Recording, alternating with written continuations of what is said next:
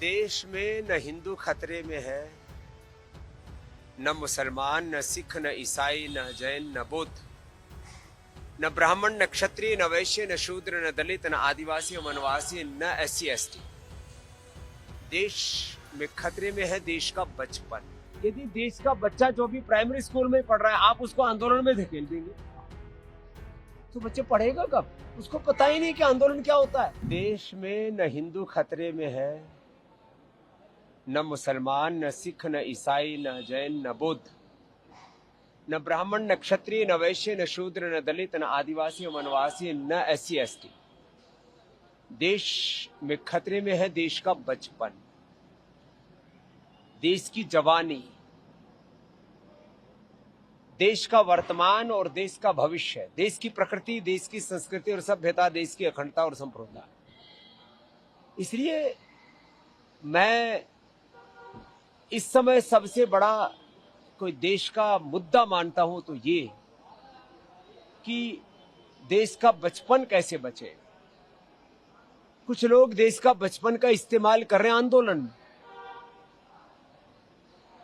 यदि देश का बच्चा जो भी प्राइमरी स्कूल में पढ़ रहा है, आप उसको आंदोलन में धकेल देंगे तो बच्चे पढ़ेगा कब? उसको पता ही नहीं कि आंदोलन क्या होता है। आपने उसको फूंक मार दी कि जा तू भी जाकर के थाने का घेराव कर ले, तू भी सड़क पे उतर जा, तू भी एडीएम और डीएम का घेराव कर ले। छोटे बच्चों को आंदोलनों में नहीं धकेलना चाहिए। पूरी दुनिया में कहीं नहीं होता आंदोलन। ये अभिभावकों का उत्तरदायित्व है बच्चों के लिए, और जब बच्चे जब एडल्ट हो जाते हैं तब उनको अपने अधिकारों के लिए संघर्ष करना चाहिए और अपने कर्तव्यों के पालन के लिए भी प्रतिबद्धता उनके अंदर बढ़नी चाहिए।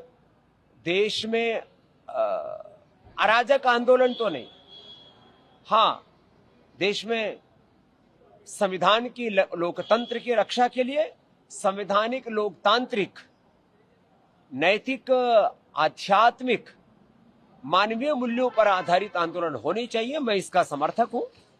आंदोलन के नाम पर अनारकी, अराजकता भी नहीं होनी चाहिए और बच्चों का आंदोलन में इस्तेमाल नहीं होना चाहिए। हाँ, इतना जरूर है कि देश की शिक्षा की, चिकित्सा की सही दिशा होनी चाहिए और देश की शिक्षा चिकित्सा व्यवस्था को लेकर के बहुत गहरे प्रश्न हैं, उनका समाधान होना चाहिए। और ये मैं मानता हूं कि इसमें सरकारों का भी बहुत बड़ा उत्तरदायित्व है, लेकिन इसमें यह भी मानता हूं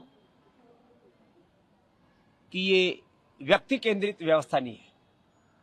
किसी एक पक्ष या प्रतिपक्ष के, किसी एक व्यक्ति के सामर्थ्य की बात नहीं है कि वो पूरे देश की व्यवस्था बदल सके।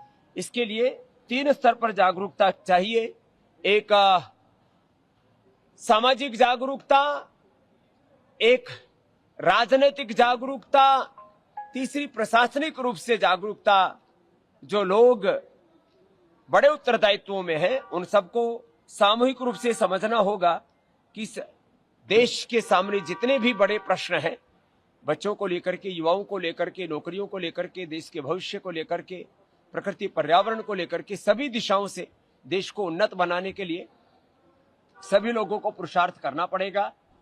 हाँ, जब देश में ऐसी कुछ बातें दिखती हैं कि जहां लग रहा है कि बहुत अंधेर गर्दी हो रही है, वहां पर फिर लोगों में आक्रोश फूटता है और वही आक्रोश आंदोलन का रूप लेता है।